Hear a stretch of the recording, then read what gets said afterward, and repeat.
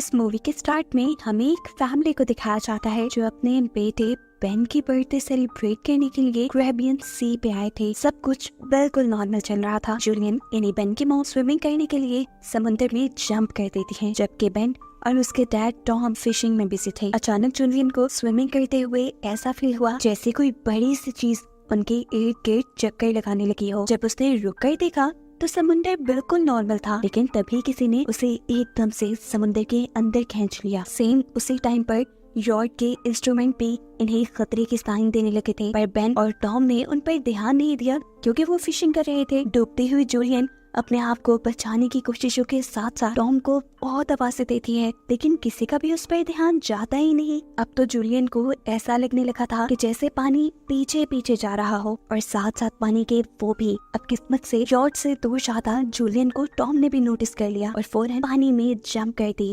उसे बचाने के लिए। बेन भी यॉर्क का इंजन ऑन करते हुए उसे उन दोनों के करीब ले आया। टॉम ने जहाँ जूलियन को डूबने से बचाया, वही बेन और कैसी ने फिर मिलकर इन दोनों को यॉर्क के ऊपर खींचा और फिर कहीं जाकर जूलियन की जान बच पाई। यॉर्क पर सेफ वापस आकर टॉम एक मर्तबा कैसे भी गुस्सा करता है कि ध्यान कहाँ था तुम्हारा, जब बताया है कि जो भी स्विमिंग के लिए जाएगा उस पर कोई एक ध्यान रखेगा, तो क्यों नहीं दिया ध्यान? अगर मर जाती तुम्हारी मोम तो?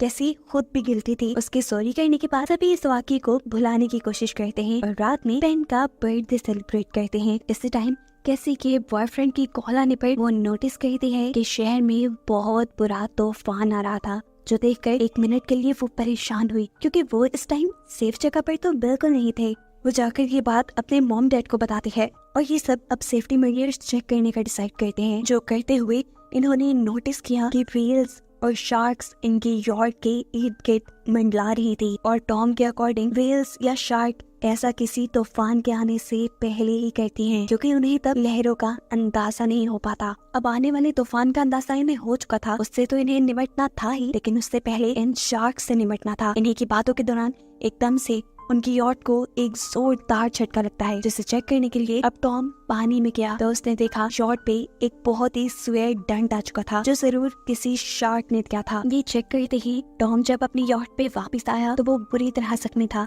जूलियन उसके जख्मों पे स्टिचेस लगाती है और यहाँ टॉम इन सबको बुरी खबर देता है कि शार्क के डंट देने की वजह से ये लोग आगे नहीं बढ़ पाएंगे। सेफ ऑप्शन इनके पास यही था कि किसी को मदद के लिए बुलाएं, लेकिन सिग्नल्स भी बंद हो चुके थे।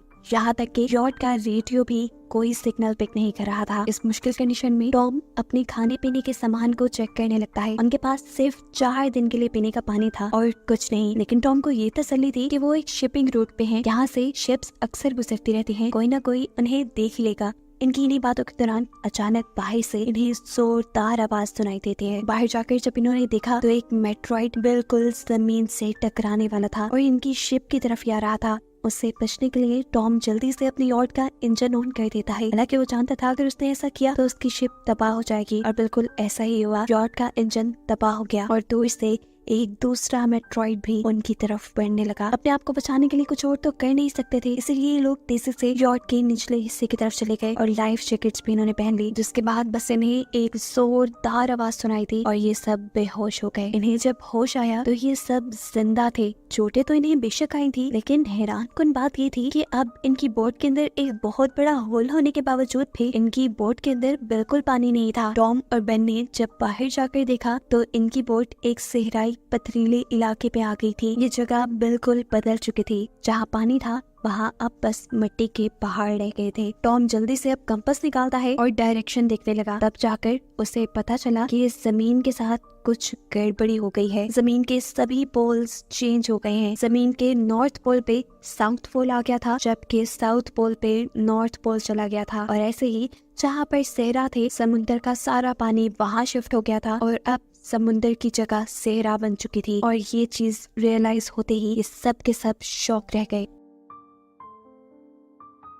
एक और दिल दहला देने वाली बात टॉम ने ये बताई कि इस सारे प्रोसेस में ह्यूमैनिटी यानी इंसान मारे गए होंगे। जैसे को इस सारी खबर से इतना बुरा शौक लगा था कि उसने अपने हवास खो दिए थे। वो अब एक कैबिन में अपने आप को बंद कर लेती है और किसी से बात नहीं करती। अब जूलियन अपने बच्चे कुछ खाने को इकट्ठा करने लगती है, जबकि बेन बहुत सारे अपने बर्थडे के बैलून्स हवा में उड़ाता है कि कहीं अगर कोई इंसान जिंदा होगा तो वो उनकी मदद को आ जाएगा। जबकि टॉम अब रेडियो के जरिए किसी से बात करने की कोशिश करता है, किसी से कांटेक्ट करने की कोशिश करता है। एक्सपेक्ट तो वो यही कर रहा था कि कोई रिस्पॉन्स नहीं आएगा, लेकिन हैरानकुन तौर पे उसे एक रिस्पॉन्स मिला और ये रिस्पॉन्स एक कैप्टन ने दिया था जो इस वक्त एक छोटी सी सबमरीन में था और समुद्र के ऐसे शिफ्ट होने की कहानी वो भी जानता था, क्योंकि वो भी टॉम की फैमिली की तरह सबमरीन में था, इसीलिए वो इस हादसे में बच गया। कैप्टन अब टॉम को बताते हैं कि अर्थ के जो पोल चेंज हुए हैं वो तकरीबन एक हफ्ते बाद वापस अपनी जगह पे आ जाएंगे। ऐसे समुद्र भी वापस अपनी जगह पे आएगा और उस वक्त इसकी लहरें बहुत ही ज्यादा खतरनाक होंगी।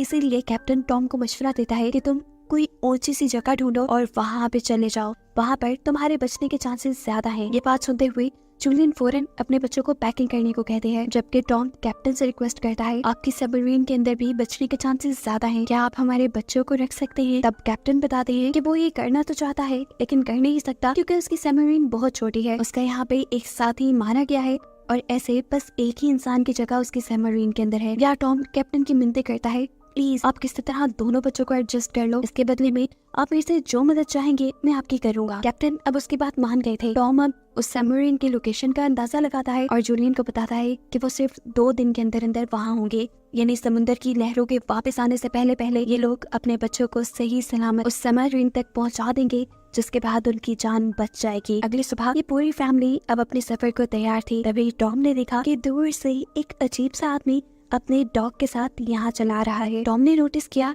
कि वो आदमी जख्मी था, इसीलिए टॉम ने उसकी मदद करना चाहिए, उसे पानी भी दिया। आदमी ने वो पानी पीते ही उल्टा टॉम का शुक्रिया करने की बजाय उसी के ऊपर हमला कर दिया और ये चीज दूर खड़ी जूलिया देख चुकी थी। वो आदमी बुरी तरह अपने हाथ में पड़े हुए खंजर को टॉम के अंदर स्टैब करते हुए उसे मार चुका था। अपने हस्बैंड को तो वो बचा नहीं पाई थी, लेकिन अपने बच्चों को बचाने के लिए वो फौरन यॉट के अंदर जाती है और उन्हें खतरे के बारे में बताते हुए दोनों को कैबिन में छुपा दिया और फिर कैसी को एक फ्लेयर गन दी और कहा कि इसे तभी चलाना जब तुम्हें इसकी बहुत ज्यादा जरूरत पड़े। अभी वो ये बात कर ही रहे थे कि किलर यॉट के अंदर उनके इस रूम के दरवाजे तक भी पहुंच गया। उससे बचने के लिए जूलियन खुद एक वॉशरूम में चली जाती है और यहाँ जाकर अपने जख्मों को सीने लगती है। इतने में वो किलर यॉट की छानबीन करना शुरू कर देता है और उसे जैसे ही खाने को कुछ मिलता है तो उसने तेजी से वो खाना शुरू कर दिया। साफ जाहिर था कि वो कई दिनों का भूखा है। खाने के बाद किलर जब जूलियन को मारने के लिए उसके पीछे गया तो उसने देखा कि जहाँ से आवाज आ रही थी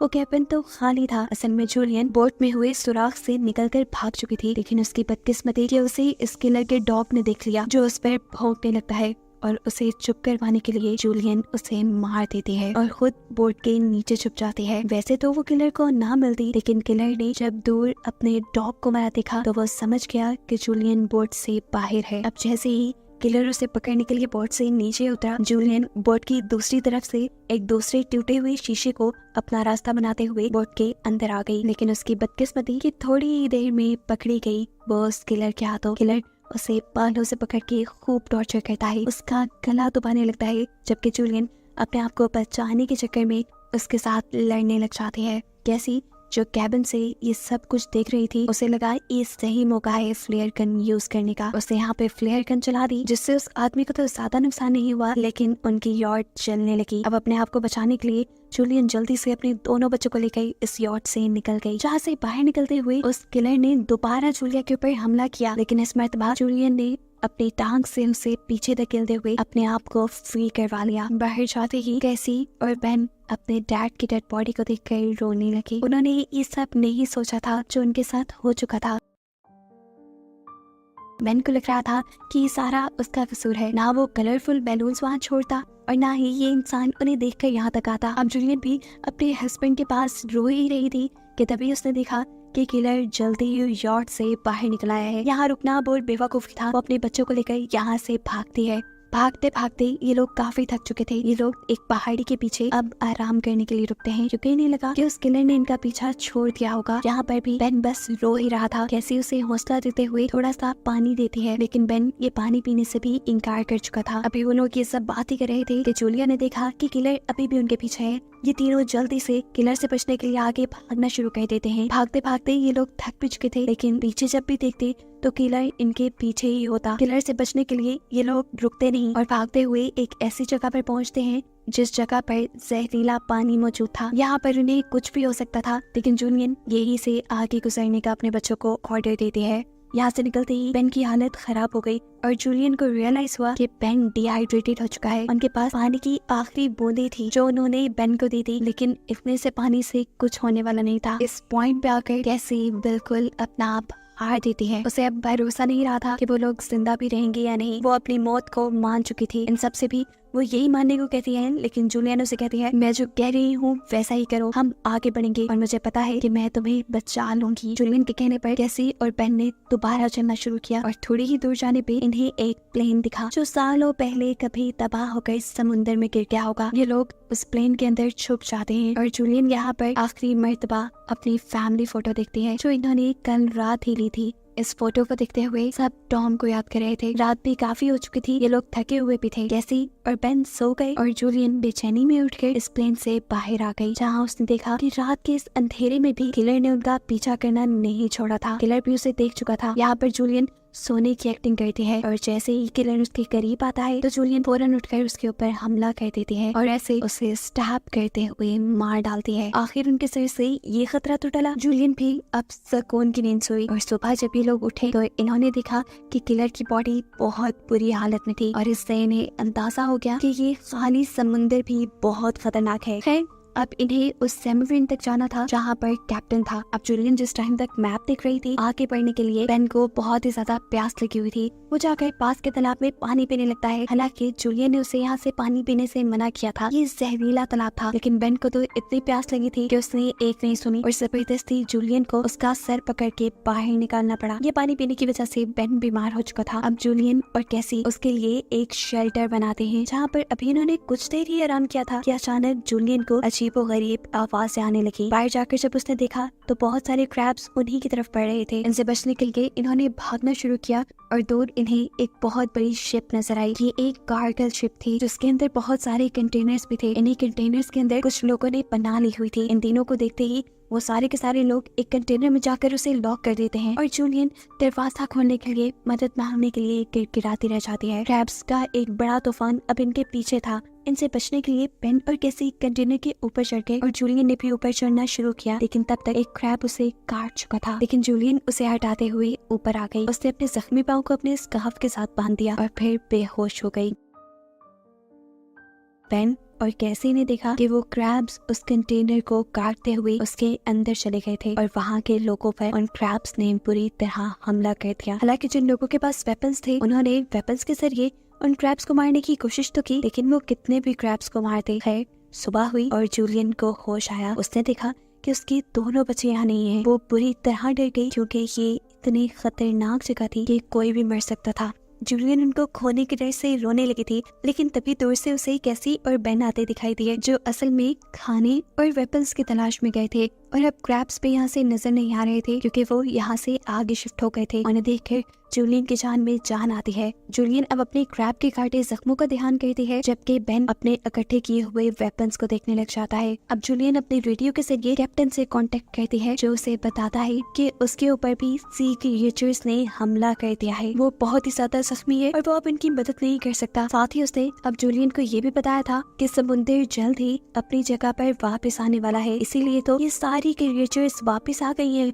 अब तो इन्हें ये भी नहीं पता था कि उस सबमरीन तक पहुंचने के लिए इन्हें किस डायरेक्शन में जाना है, क्योंकि इनका मैप भी इस सारी भागम दौड़ी में गुम चुका था। इसीलिए कैप्टन अब हवा में रेयर गन से शूट करता है और बेन वो डायरेक्शन देख लेता है। ये लोग तेजी से अब सबमरीन की तरफ बढ़ते हैं। दूर उन्हें अब छोटा सा येलो सबमरीन नजर आ भी गया था, लेकिन उस तक पहुंचना अब इन्हें नामुमकिन लगने लगा, क्योंकि सबमरीन तक पहुंचने के लिए इन्हें टॉक्सिक वेस्ट के ऊपर से गुजरना पड़ता, जहां से गुजरते हुए ही ये लोग बीमार हो सकते थे। अब तो कैसे को जूलियन की बातें बकवास लगने लगी थी कि वो अपने बच्चों को बचा लेगी। ये लोग यहाँ पे बहस करते हैं और जूलियन डांट के कैसे कहती है, चलो आगे बढ़ो। चलते हुए इनकी किस्मत एक और मर्तबा इनका साथ छोड़ देती है और वहाँ इन पहाड़ों के दरमियान में स्लाइडिंग होने लग जाती है, जिसकी वजह से जूलियन जो सबसे पीछे थी उसके आगे आकर एक बहुत बड़ा पत्थर गिर गया और वो वहीं पर फंस गई। कैसी उसके बगैर आगे नहीं बढ़ना चाहती थी, लेकिन तब जूलियन ने उसे एक कसम दे दी कि तुम हर हाल में अपने भाई को बचाओगी। कैसी अपने भाई को लेकर आगे बढ़ जाती है और ये लोग जब सबमरीन तक पहुंचते हैं तो वहाँ इन्हें कोई नहीं मिलता।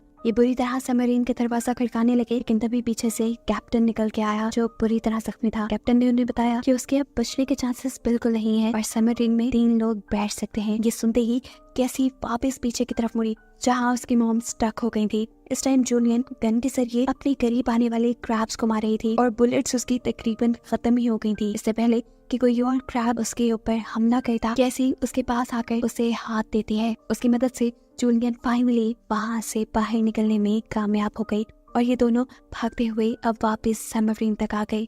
ये लोग बिना वक्त ज़ाया किए अब सबमरीन के अंदर बैठ गए। इनके बेल्ट्स लगाते हुए ही इन्हें सामने से समुद्र की एक बहुत बड़ी लहर आती दिखाई दी, जिसके इनके सबमरीन से टकराते ही ये लोग बेहोश हो गए। जूलियन को अब जब होश आया तो हैरानकुन तौर पे उनकी सबमरीन इस वक्त पानी में नहीं थी। समुद्र की वो बड़ी लहर इनकी सबमरीन को घसीट के एक तबाह हुए शहर पे ले आई थी, जिसकी हालत बता रही थी कि यहाँ पर उनके अलावा कोई जिंदा नहीं रहा होगा। और बस यही दिखाते हुए ये कहानी यहाँ खत्म हो गई।